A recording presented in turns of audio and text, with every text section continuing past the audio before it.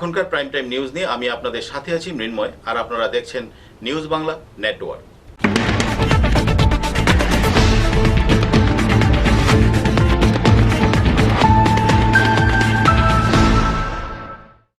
এখন খবর বিস্তারিত।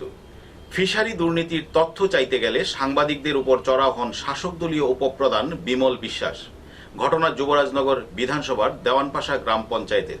এই ঘটনায় পরিষ্কার হয়ে গেল ফিশারি নির্মাণে স্বচ্ছতা রাখা হয়নি।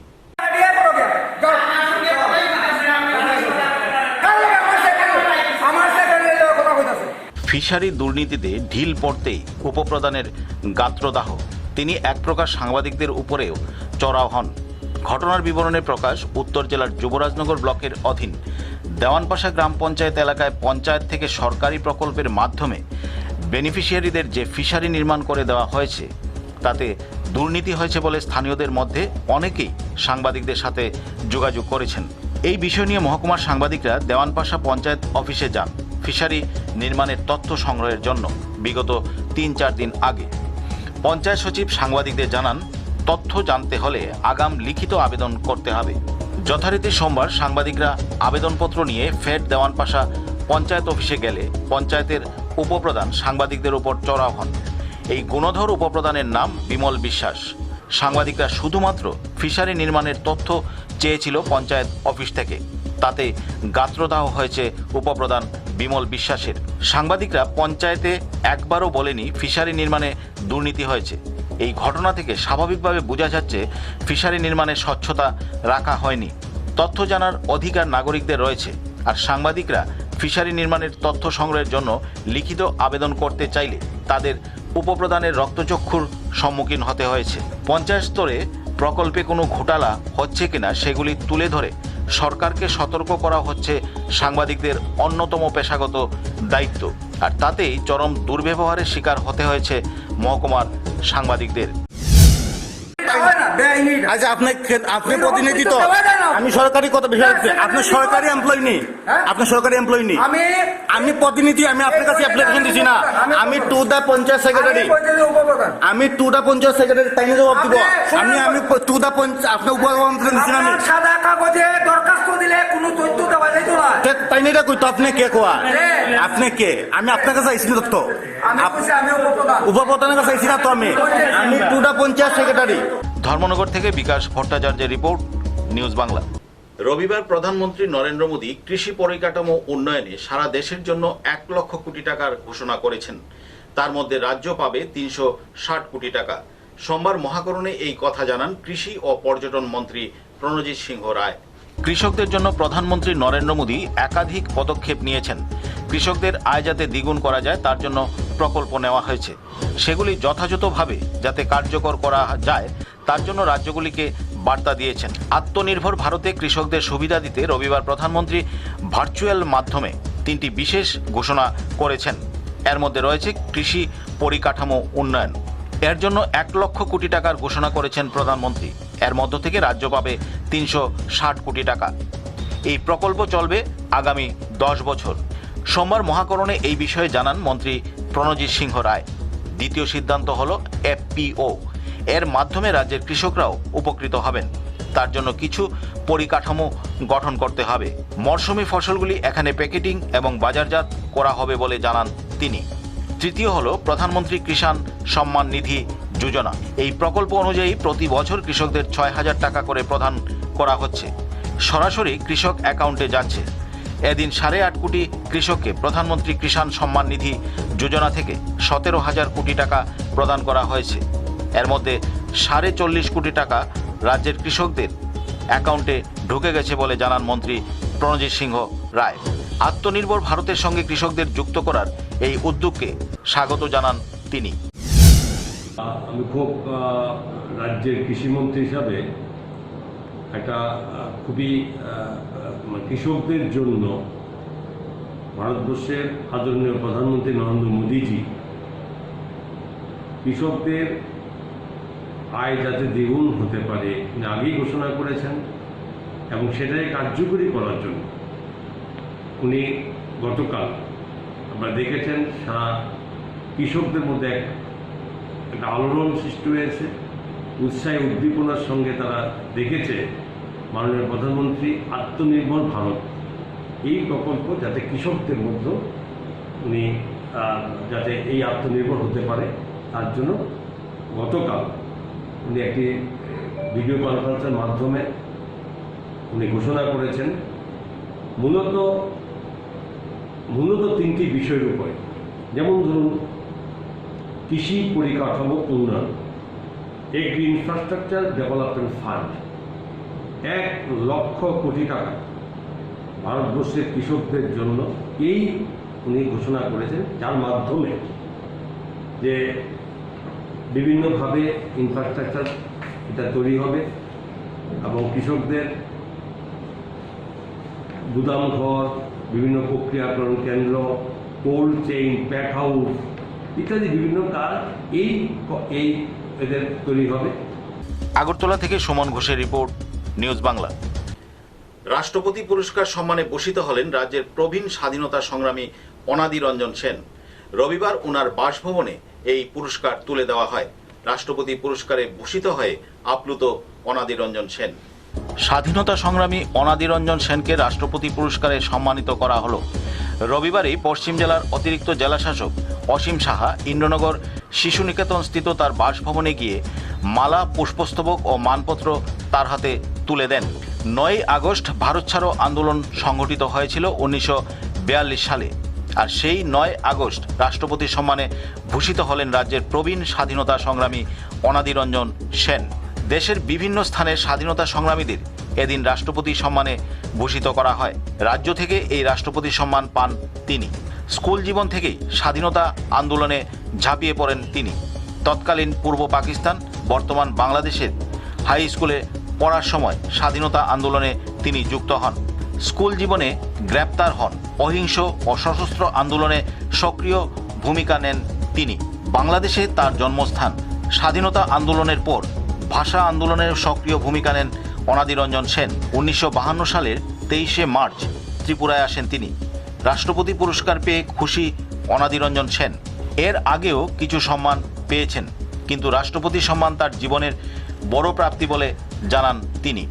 তবে বয়সের ভারে স্বাধীনতা আন্দোলনের স্মৃতি কিছুটা ম্লান হয়ে গেছে তার।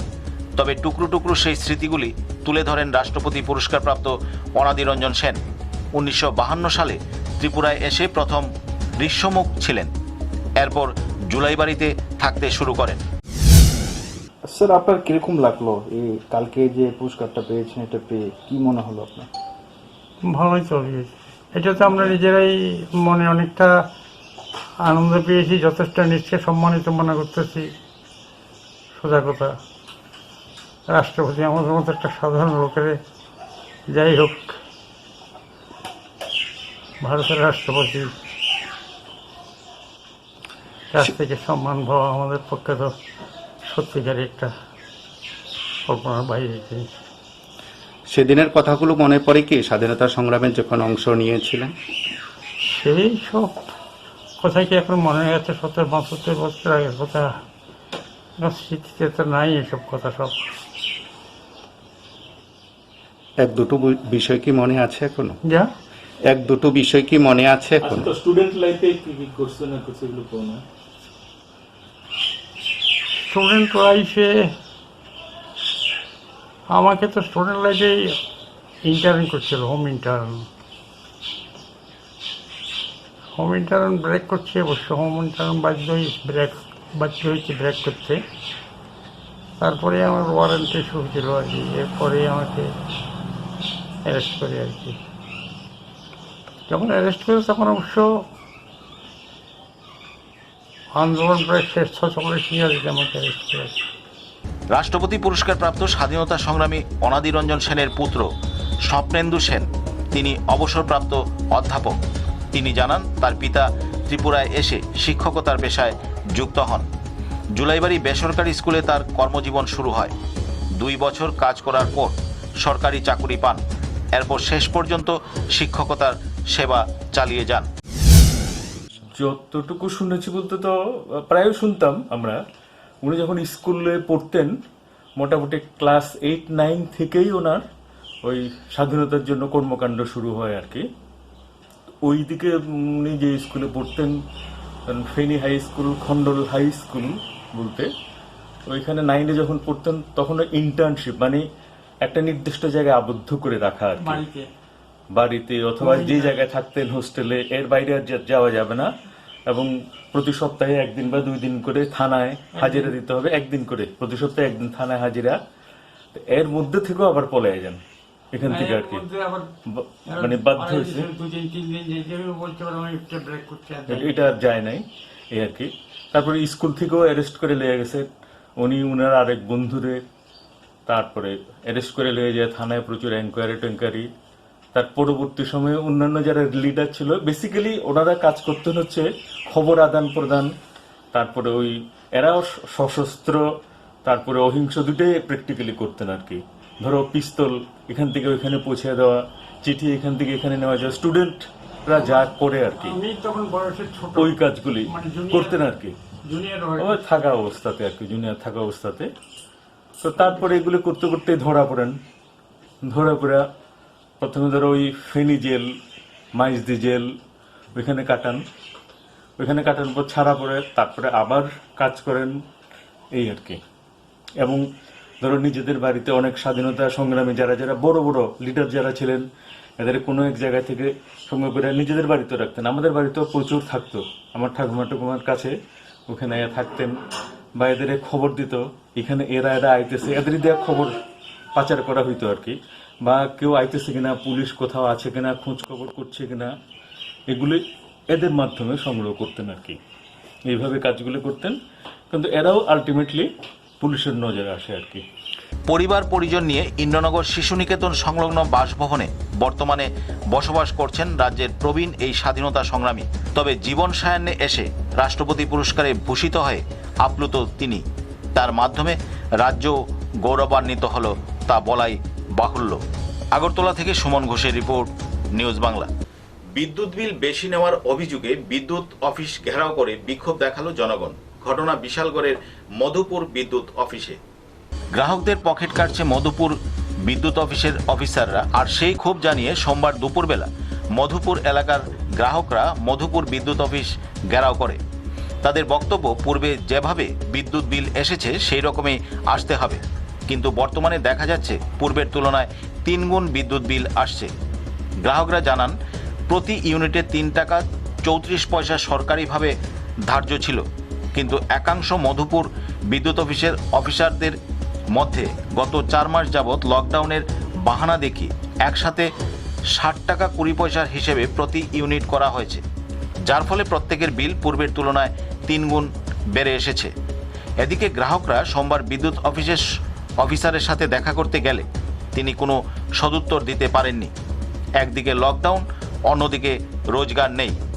তারই মধ্যে বিদ্যুৎ বিল পূর্বের তুলনায় 3 গুণ হওয়ায় জনগণ বিপাকে পড়েছেন। তাই তাদের দাবি বিদ্যুৎ বিল কমাতে হবে, এমনকি পূর্বের মতোই সরকারের নিয়ম অনুযায়ী তা করতে হবে। আমাদের এখানে 4 মাস ধরে বিল করছে না, যেহেতু লকডাউন আসলো বিল করতে গেছে না। বিল করতে না যাওয়া আমাদের বিল দিতে অসুবিধা হয়েছে, বিল দিছে না। এখন বিল করছে 4 মাসের এক লগে বিল করছে, এটা বিলটা গিয়ে সেটা দাঁড়াইছে আমার প্রচুর টাকা হয়ে দাঁড়াইছে। প্রথম যে ক্যাটাগরি আছে 3 টাকা 34 পয়সা করে, তারপরে ক্যাটাগরি নিয়ে ফেলাইছে 5 টাকা 16 পয়সা, তারপরে নিয়ে ফেলাইছে 4 টাকা 86 পয়সা, তারপরে 6 টাকা 16 পয়সা, তারপরে 60 টাকা 20 পয়সা করে সেটা ফেলাইছে। নিয়ম অনুযায়ী কতটা ছিল বিলটা?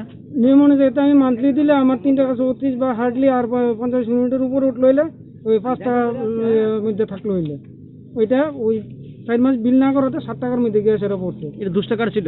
2 টাকা যে বিল করে তার বিল করছে না গিয়া সেটা।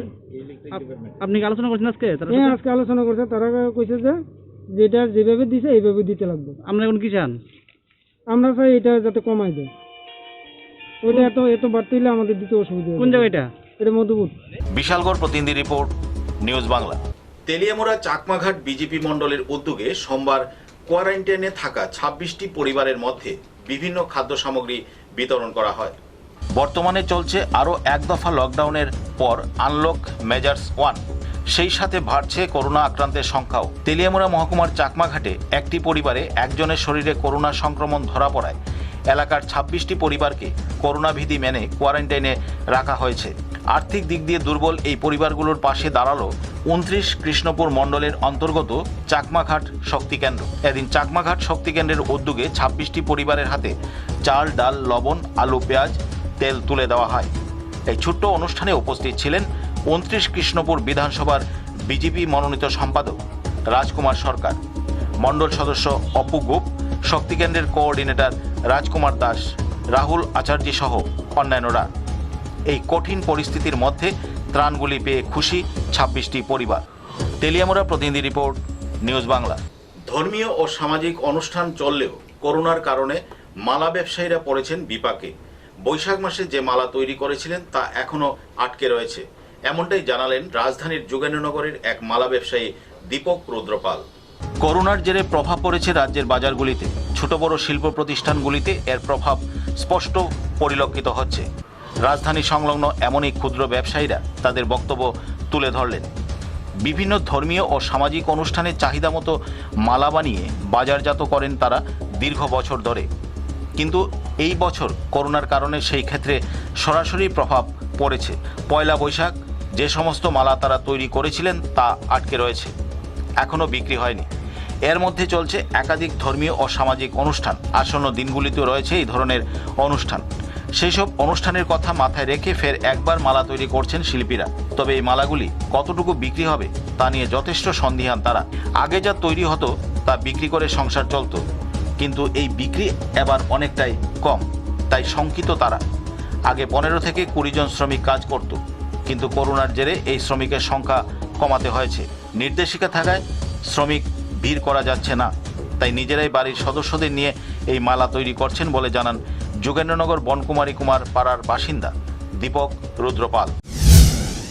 এবার তো ব্যবসা ভালো না, কারণ এবার পূজা বালিও এরকম নাই, তো ব্যবসা এবার ভালো না। কারণ পয়লা বৈশাখে যে মাল বানাইছি সব মাল আটকে গেছে, তো এখনো মাল বানাইতেছে, আশা করি কতটুকু পূজা বালি হয় এটাই হচ্ছে কথা।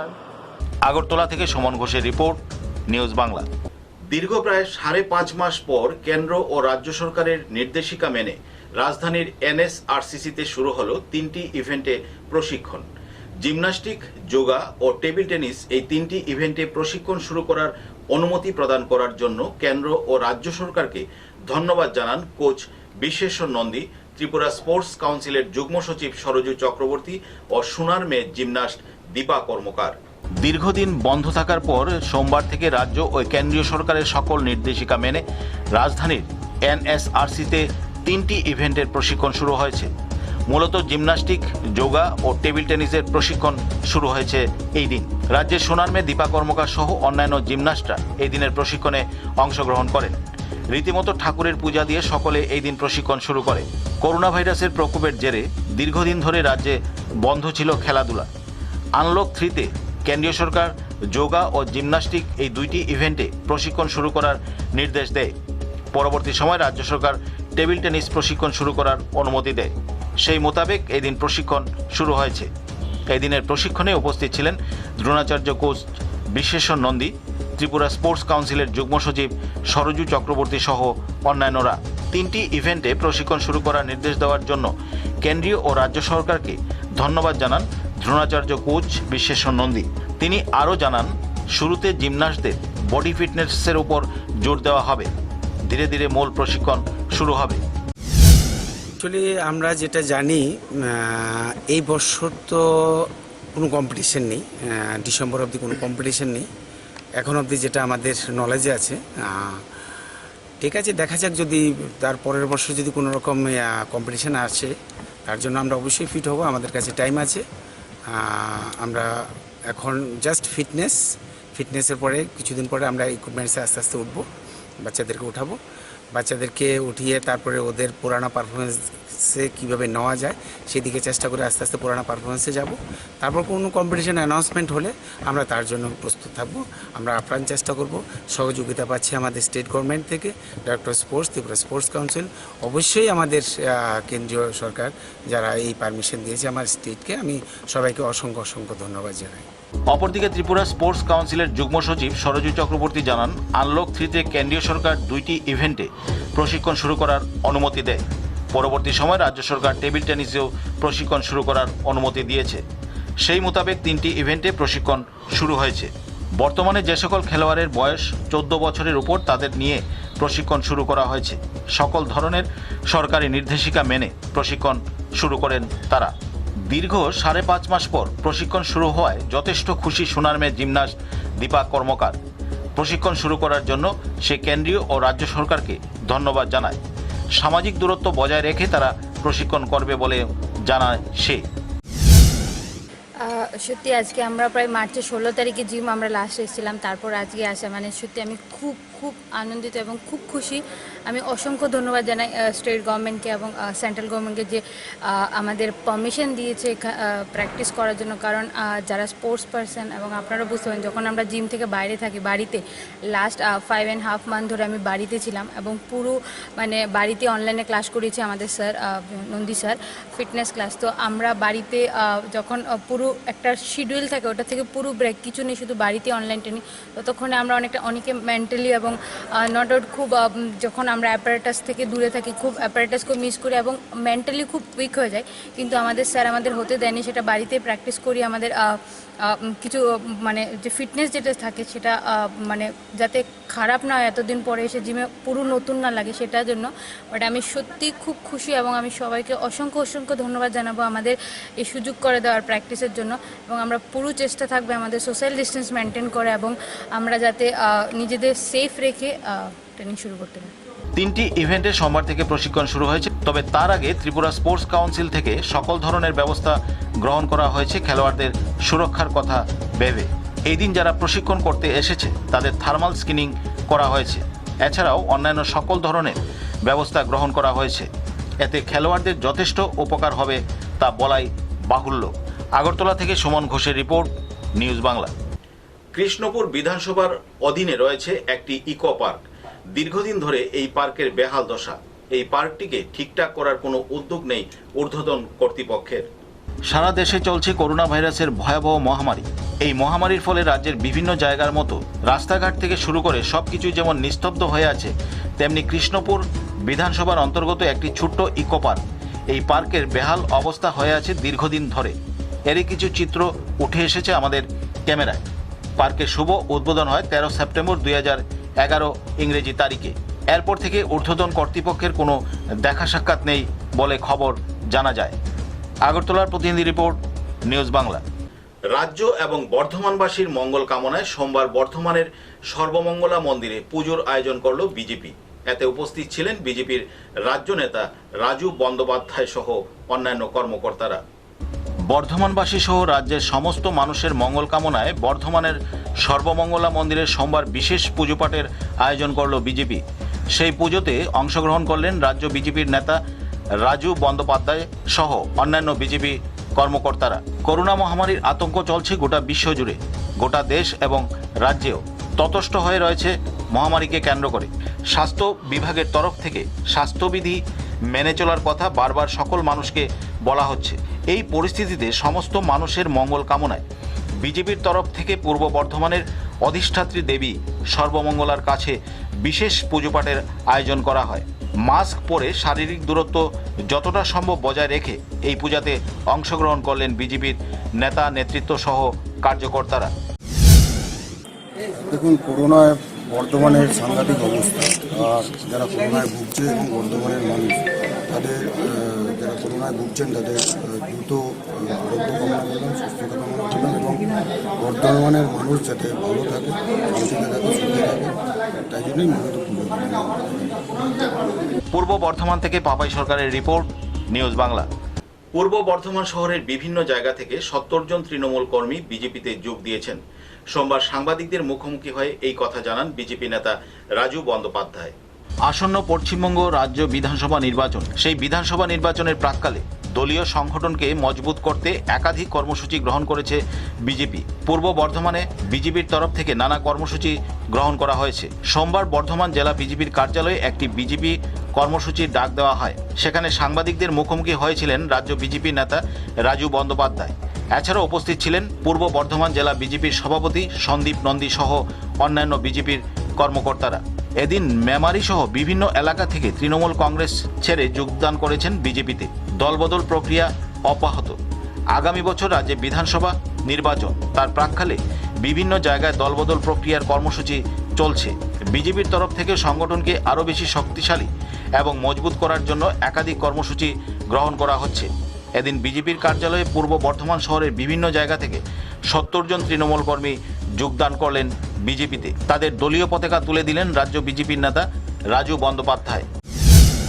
তৃণমূল করলাম, তৃণমূলের অত্যাচার, তৃণমূলের যে সব মানুষের টাকা, মানুষের হক মেরে নিচ্ছে, তার পরিবর্তে আমরা দেখলাম ভারতীয় জনতা পার্টি আজকে মোদিজি যে মানুষের জন্য উপকারে আসছে, তাকে সামিল দিতে তার সৈনিক হয়ে আমরা ভারতীয় জনতা পার্টি দলে যোগ দিলাম। প্রায় 70টা লোক আমার হাতে জয়েন হয়েছে। হচ্ছে বিজেপি সম্প্রতি দল, এখানে মুসলিম হিন্দু দলকে ভাগ করে দেওয়া হচ্ছে।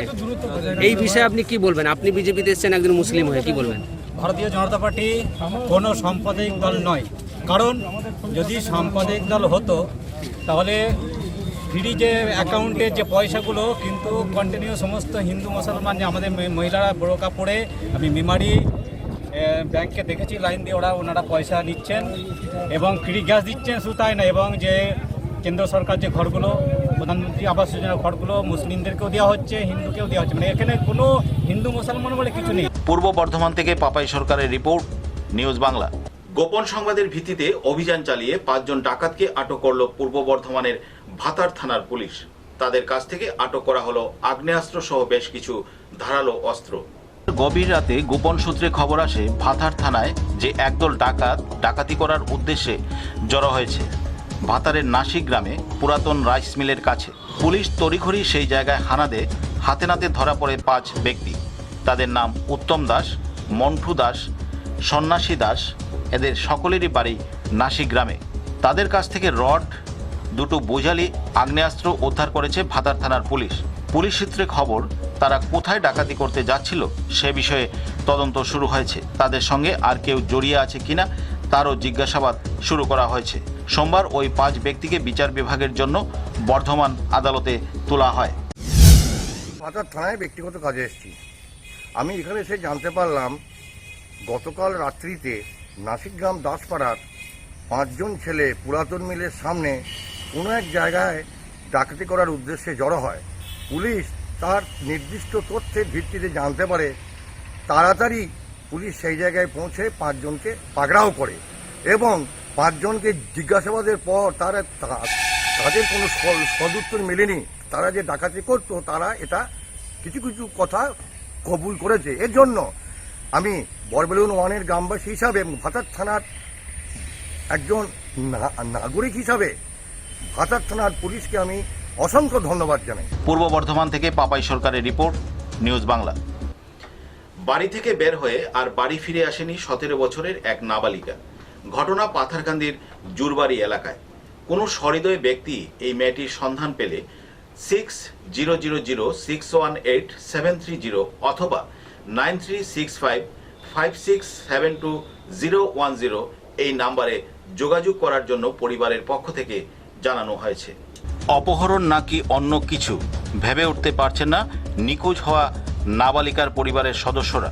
ঘটনার বিবরণে প্রকাশ, গত রবিবার দুপুর 2 ঘটিকায় শাহিনা বেগম পিতা হেজাজুল হক নামের ওই নাবালিকা মেয়েটি বাড়ি থেকে বেরিয়ে আর বাড়ি ফিরে আসেনি। ঘটনা করিমগঞ্জ জেলার পাথারকান্দি থানাধীন জুরবাড়ি এলাকায়। অনেক খোঁজাখুঁজির পর মেয়েটিকে পাওয়া যাচ্ছে না। যদি কোনো দয়াবান ব্যক্তি ওই নাবালিকা মেয়েটিকে দেখতে পান তাহলে যোগাযোগ করুন এই নম্বরে 6000618730 অথবা 9365672010 এই নাম্বারে। মেয়েটির পরিবারের সদস্যরা জানিয়েছেন গায়ের রং ছিল কালো, পরনে ছিল গোলাপি ওড়না, সাদা কামিজ এবং সবুজ সালোয়ার। উচ্চতা 4 ফুট 8 ইঞ্চি। কোনো সহৃদয় ব্যক্তি দেখে থাকলে যোগাযোগ করুন পরিবারের লোকদের সাথে।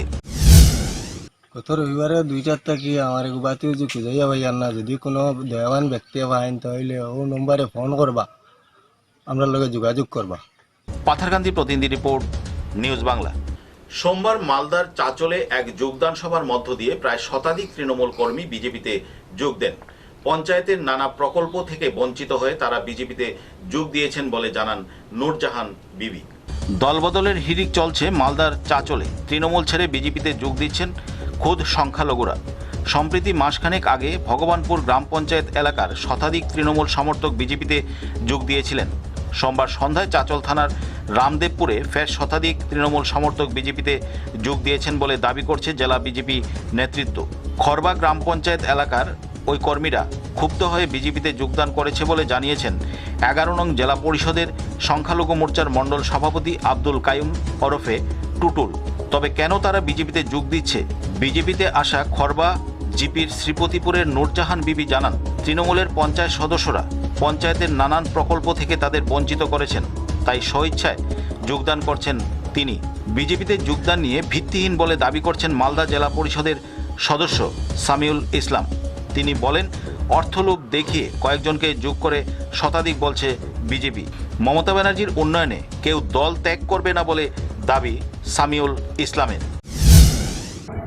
আজকে খরবা অঞ্চলে মূলত দুটো গ্রাম, ইসলামপুর আর দিঘিবাসিলাহাট, আর প্রায় শতাধিকের উপর মানুষজন আজকে বিজেপি সংখ্যালঘু মোর্চায় যোগদান করেছেন আমার হাত ধরে। আমি খুব খুশি।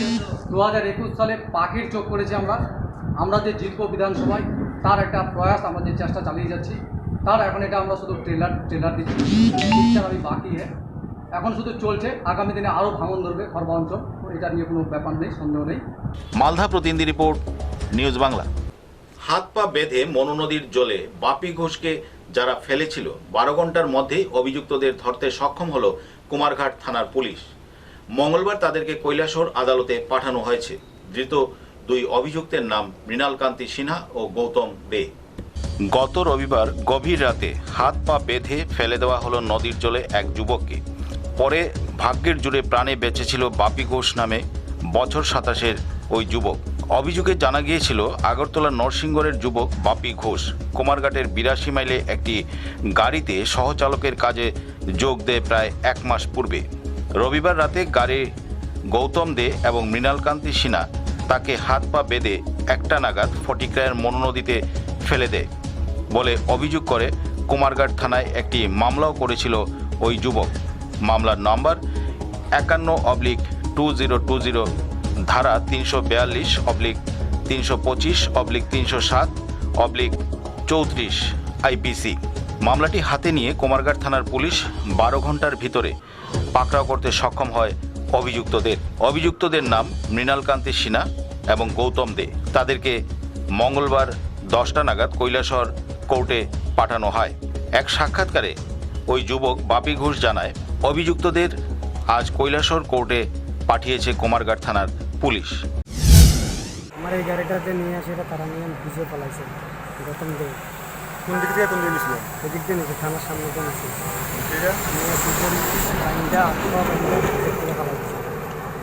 আচ্ছা, আসামি যে আপনি যে কেস করেছেন ওটা কি আসামি কি ধরতে পেরেছে পুলিশ? ধরেছে, কালকেই ধরেছে।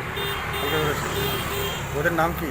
ওদের নাম গৌতম দে, আর একজন নাম কি মণিপুরি। আচ্ছা, এখন কোথায় আছে তারা? এখন তারা কোর্টে চালান করে দিয়েছে। কোর্টে চালান করেছে। তো তোমার বাসা কোথায়? আমার বাসা আগরতলা নরসিংগড়। কুমারঘাট প্রতিনিধি রিপোর্ট, নিউজ বাংলা। বিএসএফ জওয়ান ও স্থানীয় জনগণের মধ্যে সংঘর্ষে গুরুতর আহত 3 জন।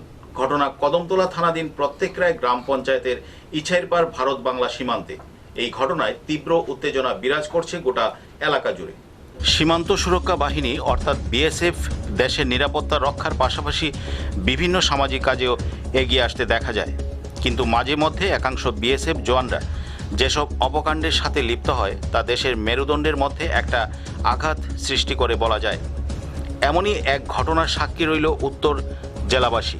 ঘটনার বিবরণে জানা যায়, সোমবার রাত আনুমানিক 9টা নাগাদ ধর্মনগর মহকুমার ইয়াকুবনগর ইছাইরপাড় এলাকায় ঘটে গেল এক ন্যাক্কারজনক ঘটনা।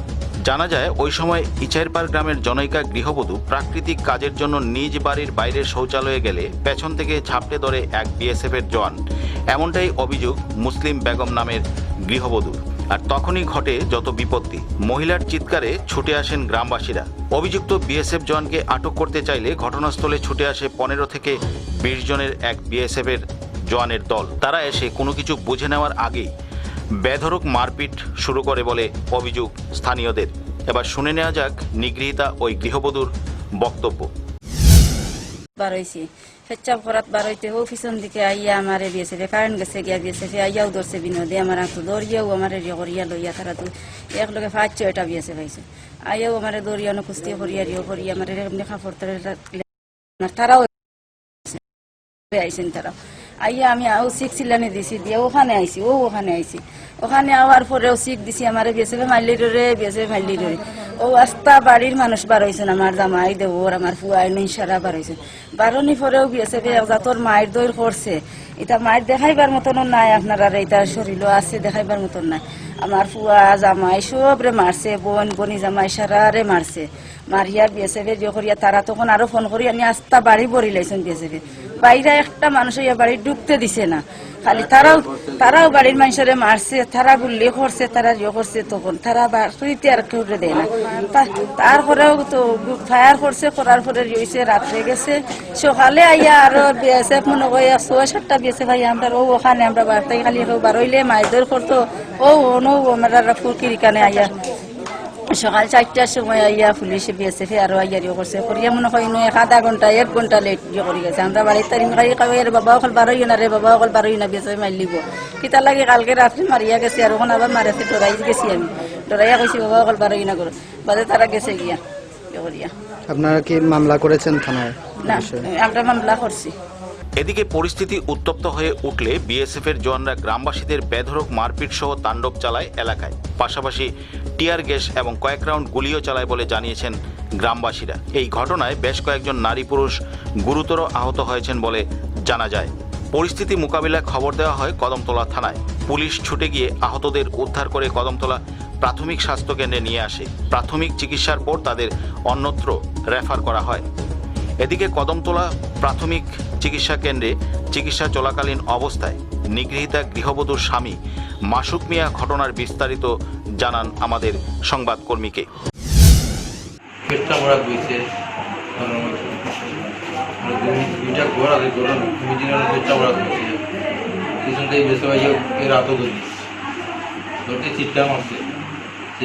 আমরা বাই দিছি তোমার মারামারি শুরু হয়েছে দুম বাড়াবাড়ি। আপনার কিতা লাগে তাই না? আমার ভাই। আপনার নাম কিতা? আমার নাম মাসুক মিয়া। যে ঘটনাটা যে জায়গা তৈরি জায়গা কোন জায়গা এটা? ইসাইফার। বিএসএফ এর কত নম্বর ব্যাটালিয়ন এটা জানেননি? কত নম্বর ব্যাটালিয়ন তো এটা কইতে পারতাম না। ইয়াকুবনগর তো। এটা ইয়াকুবনগর ক্যাম্প। যে মহিলা তাইনার নাম জানেননি? যে মহিলা তাইনার নাম হলো মুসলিম। আপনারা কিতা কইছেন? ভাই বোন। কয়জন আহত হয়েছিল আপনারা? আমরা 6 জন হয়েছি আহত। একজন আইছে না, একজনের পেটও মারতে এটা সব গুলোইবার তো মারছে স্যার। ফায়ারও করছে। আপনারা কি নাম আছে? আমার তো এই দেখেন নাম আছে। এটা দেখাইতাম কিন্তু আরো আছে বহুত মারছে। এই দেখেন ওইদিকে তো ব্লিডিং হয়। এটা তো প্রথমে তো এটা মারতে যে আমি কইতে পারতাম, আমি নিচে পড়ে গেছি।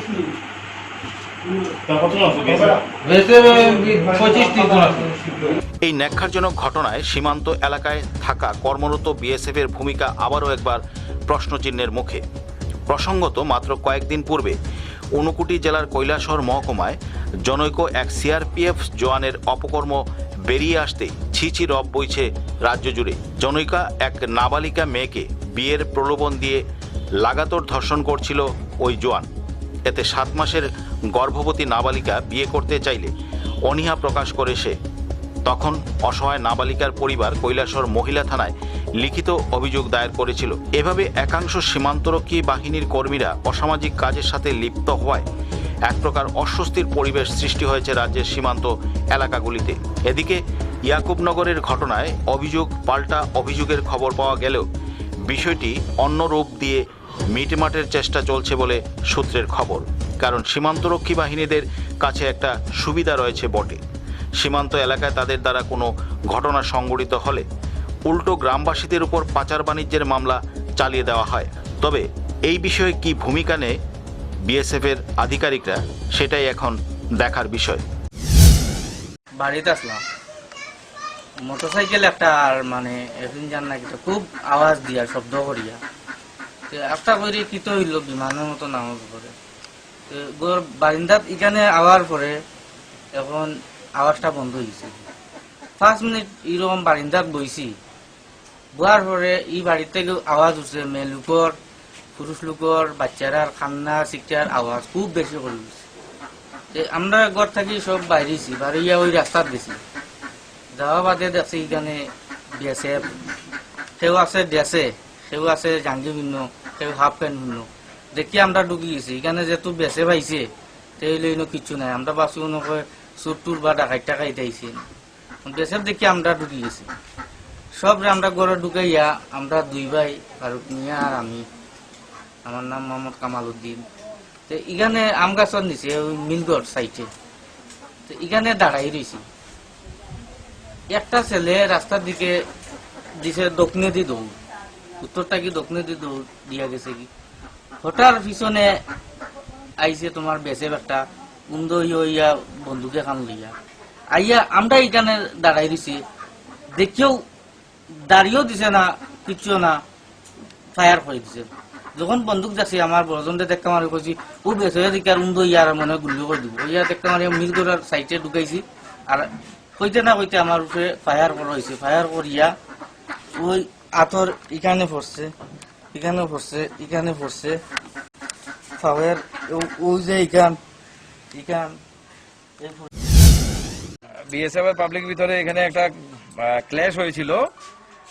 বিএসএফ এর বক্তব্য ছিল যে গরু পাচারের সময় সমস্যা হয়েছিল, তারা যখন ধরতে গিয়েছিল তখন পাবলিকে বিএসএফ কে ঘেরাও করেছিল, তারা তখন রেস্কিউ করতে এসেছিল, তখন ধাক্কামুক্কি হয়েছে ওদের লোককে বাঁচানোর জন্য, ওটা ওদের বক্তব্য।